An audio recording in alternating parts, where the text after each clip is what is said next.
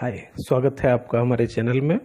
और आपने देखा होगा कि जीवन में बहुत सारे ऐसे शब्द सुनने को मिल जाते हैं जो लगता तो है कि हम जानते हैं, लेकिन अगर वही शब्द मेडिकल या किसी और टेक्निकल क्षेत्र के हों तब हमें मुश्किल वाकई में होती है।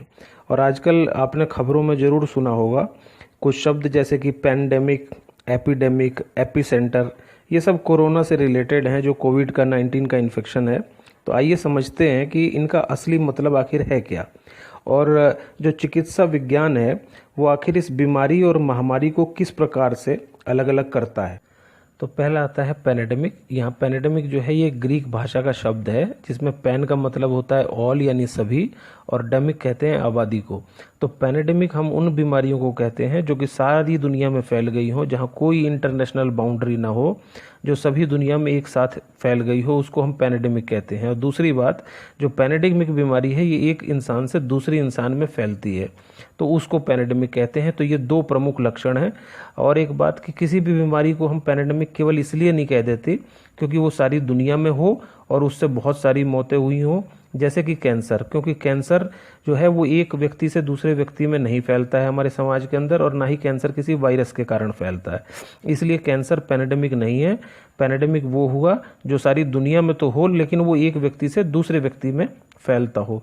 और अगर हम पूरी इंसानियत की तारीख को देखें तो उसमें कई बार पैंडेमिक के हालात पूरी दुनिया में हुए, जब स्मॉल पॉक्स फैला या टीबी फैला। लेकिन सबसे खतरनाक था 14वीं शताब्दी का ब्लैक डेथ। इसके बाद 1918 में इन्फ्लुएंजा फ्लू हुआ, जिसको स्पेनिश फ्लू भी कहते हैं। इसमें ये भी एक ऐसा पैंडेमिक था जिसमें बहुत बड़ी संख्या में मौतें हुई। और आजकल हम कोरोना को तो देख ही रहे हैं, जो कोविड-19 नाम से ज़्यादा सब लोग वाकिफ़ हैं। तो ये कोरोना वायरस है और ये भी एक पैंडेमिक है। आता है एपिडेमिक। तो एपिडेमिक भी एक ग्रीक भाषा का शब्द है, जहाँ एपी का मतलब होता है विद इन यानी अंदर, और डेमिक का मतलब होता है एक आबादी, एक पॉपुलेशन। तो जब ये किसी एक खास आबादी के पॉपुलेशन के बीच में अगर कोई बीमारी फैलती है तो उसको कहा जाता है एपिडेमिक।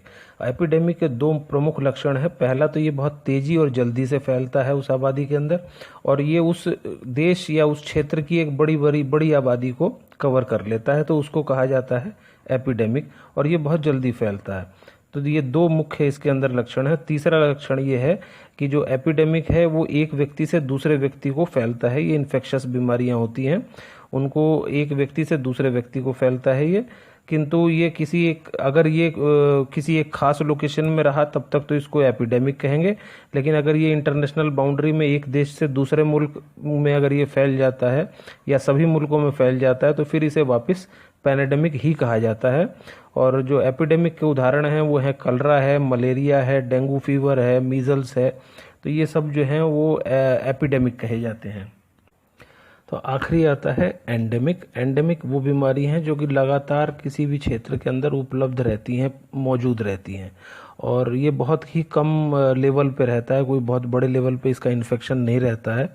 और एक बेस लाइन, एक नॉर्मल लाइन पे ये होता रहता है, फिर ठीक होता रहता है और फैलता रहता है, कंट्रोल में रहता है। और उदाहरण के लिए अगर हम समझें, मसलन साधारण खांसी, बुखार, जुखाम जो है वो एक एंडेमिक कहा जाता है।